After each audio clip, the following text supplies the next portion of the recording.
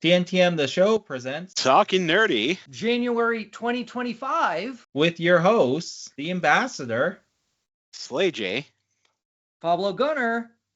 and Marvin Goof.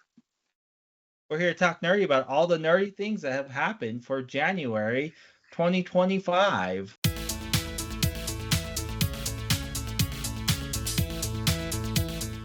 Which includes your friendly neighborhood Spider-Man. And then, of course, our charity. We'll talk about that. And then a little shout out. And our merch, of course. Let's move on to your friendly neighborhood Spider-Man, which only has 2 episodes out at this exact moment that we are reviewing it. Very mixed about it. It had some good stuff, but then it had some not as good stuff. I can't stand the animation. It just didn't win me over. Peter so far hasn't really won me over as a character. Hopefully he gets better. I feel he's borderline too much in the popular area for who he is, for who he's supposed to be. But what really killed me was the very first episode where they're in the car ride going to school, and just like any Spider-Man, you're wondering, okay, is this post-bite or pre-bite? I figured, okay, this is probably post-bite because they're talking about Uncle Ben dying, but then you find out, nope, it's pre-bite, which I feel like that's not a good thing to put before the bite. I feel it's such a key part of his character, the fact that he can't save them all, that he could have saved them, but he didn't save them. The whole, I should have been there, but I wasn't. I feel Uncle Ben is dying before he gets bitten takes that away, because it's more of a, yeah, you could have stood up to someone, but they probably would have killed you too. Instead of, you're a person with special abilities, you could have completely stopped the whole break-in to begin with. But having it there really didn't leave a good taste in my mouth so far. The suit, I love and hate it. I think it's a little cheesy. I am curious to see how they're going to do Norman Osborn in this, if he's going to be the way he is in everything else he's in, or if he's going to be more of a good guy. I hope they know what they're doing with him knowing the identity, because it seems like they're kind of putting Osborn in a mixture of like a Tony Stark role and his own role, because there are hints about him not being a good person in there too. So it'll be interesting to see where that stands. As of now, I'll say it's worth checking out, but it's leaning more towards a pass for me. Oh, wow. Okay. So I'm almost the opposite on everything you just said. I love the animation. One of my favorite things is that Peter Parker actually looks tannish. So I'm like, maybe he's Pedro Parker. I don't know. That's my own headcanon for me to fit myself into that role. And at the same time, he's always late, kind of like me. He's kind of like a clutter mess, kind of like me, and kind of a dirtbag in a sense, kind of like me in a way. So I relate in ways, certain things. Like you said, though, I do feel like the character can be better. There's times where I'm like, I'd rather be watching Miles. I'm ready to just be like, can we just move on from Miles and have Peter be the mentor? And that's it. The thing is that this show does too. They do some things so brilliantly, and then other things that are bad. And both of those things are that this is a mashup of the MCU and the comics, and also trying to do its own thing at the same time, which makes it really confusing. Like you said, is Norman the Tony Stark in this universe? I don't know, because he shows up at his house and he's like, hey, I'm here to give you an internship. But he doesn't say like, I'm here to give you an internship because I know you're Spider-Man and check out this footage and come save me. So it's this weird in between. But then by the end of the second episode, he knows that he's Spider-Man. So it's like, is he going to use him and he's going to give him the suit? And then that's going to be his idea for his own tech for Green Goblin or whatever. I mean, they even have like this Firefly-like character. And he's like, yeah, I'm burning this place for a billionaire. Is he the billionaire that wants that place destroyed? Because, yeah, like you said, is he a good guy or is he a bad guy? I don't think. Yeah, I think he had it burned on purpose while he was there as an intern, because he had suspicion of him being Spider-Man and he wanted it verified. Right. So it's crazy. Like, and that idea seems interesting to me, right? Like, of this billionaire going like, I know your secret. I'm going to hook you up. But now I own you. Now you're going to do my bidding because I've made your suit. I made all this stuff. This idea and that break off too, right? Of Tony Stark and Peter Parker, where he's like, I need the suit. Instead, him going, I don't need your suit. You don't own me. I'm going off on my own, but now I know how to make this tech.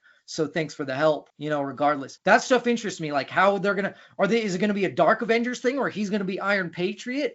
I don't know. These things are the thing that interests me. But the great things that they've done, which are also kind of the bad things, this idea of he's partnering up with this quarterback and he's this black kid and the tension. And you're like, is this a class tension? Is this a racial tension? Is it just, all these things? And because he's like, he doesn't think he's smart. Is it because he's a football player or is it because he's black? It's very intriguing thin line that they're walking. And I like that idea. Yeah, they say, oh yeah, it's because I'm a football player. And it's like, but yeah, is it though? But then you see like him walk home and his home life. And that was an interesting thing that they took the time to focus on that in the episode instead of focusing on, once again, like we said, their main character and making him seem like he's a good person, right?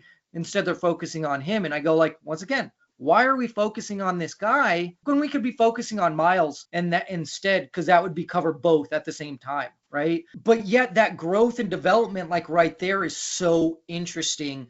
And just going forward, like I said, the billionaire corruption thing, like that, I love that too, right? Like that was brilliant. That was phenomenal. So, and then you sing his smarts. I'm interested to see where this goes. And I love the diversity in this. I mean, you have Nico Minoru, who was part of the Runaways in this. So magic is going to come into this. I mean, you have Doctor Strange from the get-go. They had him. They introduced the symbiote immediately, and the spider bite and all that. So that there's going to be a Venom, symbiote thing in the future just based off of that. I mean, I loved the Doctor Strange, his suit, his outfit. Like, it was legit. It was awesome.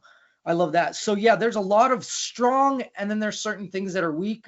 I'm more intrigued than anything else. For me, it's totally sucked me in. I'm totally like, that first episode was enough for me. That as a pilot, that was enough. And then it just even more so with that reveal at the end of the second episode.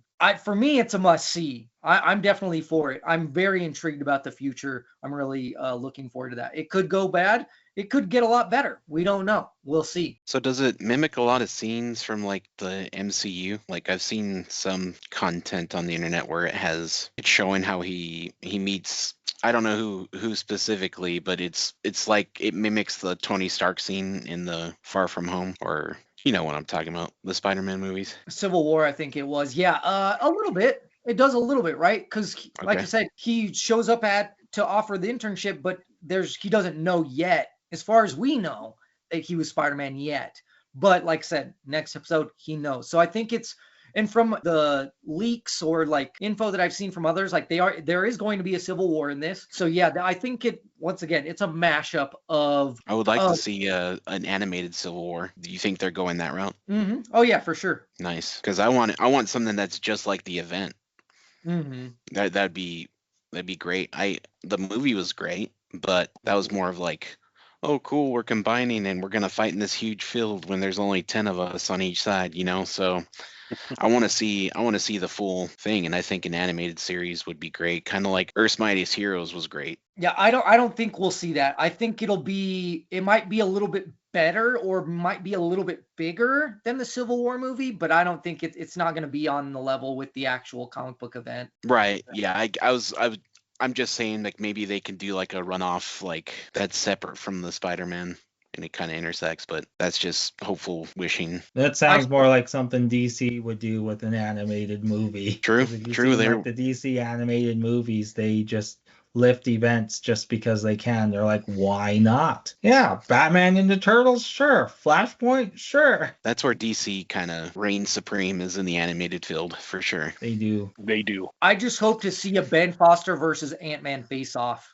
like a Goliath versus... That's what I want to see with this new one. Like, if they don't do that, I will be sorely disappointed again. For shout-outs, the ones that have been sharing us the most and repost us and that we have the greatest interactions with are the Film Rage podcasts. They also are on YouTube. So you don't really see them, but you can listen to them on YouTube. And I actually do both because they're just great, because like I'll miss snippets. I usually just watch them in the car. I mean, listen to them on the podcast. But yeah, they're great guys, hilarious, and they cover all the movies. So if there's anything that we miss, even if it's nerdy, they got it. And even if it's not nerdy and you just like watch movies, check it out. We have our charity. We do a new charity every month that we try to donate to. So if you buy our merch, 5% of any profit that we make on our merch goes to our charity of the month. Like I said, we have a different one. You can check that out on our Instagram. It changes every month based on whatever the theme of the month is, because there's different, things. It's probably going to be noble, I believe. I got this sweet shirt from our merch, which is, I have the Dragon Ball lettering here, even though this is like Dragon Ball Z quote. Where there's a will, there's a way, which Goku said in his final epic battle against, well, not final, but his epic battle against Frieza when he went Super Saiyan. So yeah, I love it. I love wearing it in the gym, because like when I see this shirt, I go, oh, should I do a lighter weight? And I go, no, I'm gonna do this. Even if I can't finish the set, I'm gonna do it. And then if I can't finish it, then I'll switch to it. But yeah, so it's a great Gym Ovation shirt. And then of course I got my Bad Batch headband, which I couldn't find for forever, which is why I haven't been wearing it. But yeah, Star Wars. Check it out on our site, because we're going to have it going for another month. At least our Star Wars stuff, it's gone. I mean, if I'm wearing it, I will probably throw this on the site, the stuff that we wear, so that the stuff that we wear, like, you can grab that on there. But otherwise, if we don't wear it, then it's going away, and you won't see it again until the next time that there's, until it's the merch of the month, which I don't know, the next time we're getting some new Star Wars. I hope it's Ahsoka, because I can't wait to put out some more Ahsoka stuff. And then we are continuing at least Dragon Ball Daima stuff, our Dragon Ball Z stuff we're going to be continuing for February. I'm wearing my Legend of Dad shirt. It's pretty cool, with Children of the Wild. And then let's check out the Firebending Nation over there. Yep, your Firebender.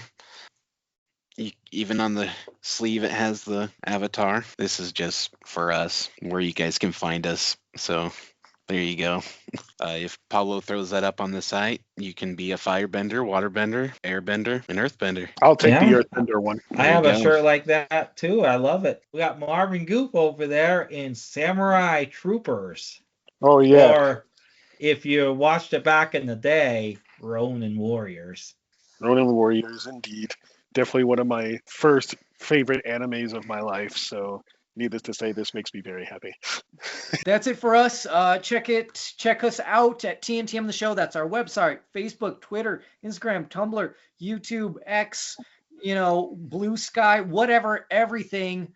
That's where you can find, especially on YouTube. Subscribe so we can hit that 500 and do a massive giveaway, and talk nerdy to me. Yeah, so like, comment, subscribe, and ring that notification bell so you don't miss any of our videos. And stay nerdy, planet Earth.